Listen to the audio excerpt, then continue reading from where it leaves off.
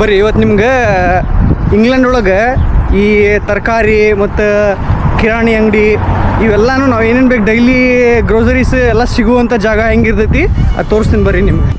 ಇದೇನು ಇಲ್ಲಿ ಬಿಲ್ಡಿಂಗ್ ಕಾಣೋದೈತಲ್ಲ, ಇದು ಫುಲ್ ದೊಡ್ಡ ಬಿಲ್ಡಿಂಗ್ ಪೂರ ಇದು ಗ್ರೋಸರಿ ಸ್ಟೋರ್.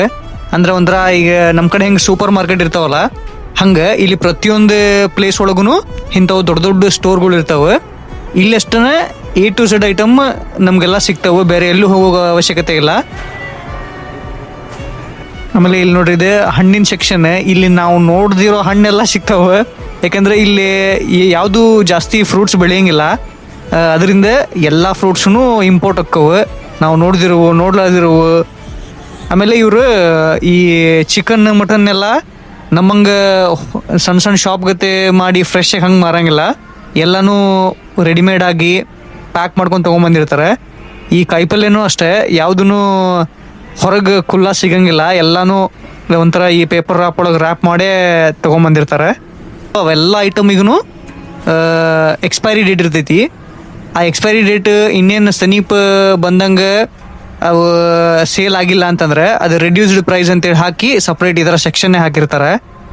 ಇಲ್ಲಿ ಹಾಲು ನೋಡ್ರಿ, ಇಲ್ಲಿ ಹಾಲೆಲ್ಲ ಕ್ಯಾನ್ ಒಳಗೆ ಸಿಗ್ತಾವೆ. ಆಮೇಲೆ ಒಂದು 108 ವೆರೈಟೀಸ್ ಆಫ್ ಹಾಲು ಇರ್ತಾವೆ. 10% ಫ್ಯಾಟ್ ಅಂತೆ, 5% ಫ್ಯಾಟ್ ಅಂತೆ, ಏನೇನೋ ಇರ್ತಾವೆ. ಹಾಲು ತೊಗೋಬೇಕೋ ಬ್ಯಾಡೋ ಅಂತ ಕನ್ಫ್ಯೂಸ್ ಆಗಿ ವಾಪಸ್ ಬರ್ಬೇಕು, ಹಂಗೆ ಅನ್ಸ್ಬಿಡ್ತೈತಿ. ಆಮೇಲೆ ಇವ್ರು ಆಲ್ಮೋಸ್ಟ್ ಇಲ್ಲಿ ತಿನ್ನೋದು ಸ್ವಲ್ಪ ಜಾಸ್ತಿ ಪ್ರೊಸೆಸ್ಡ್ ಫುಡ್ ತಿಂತಾರೆ.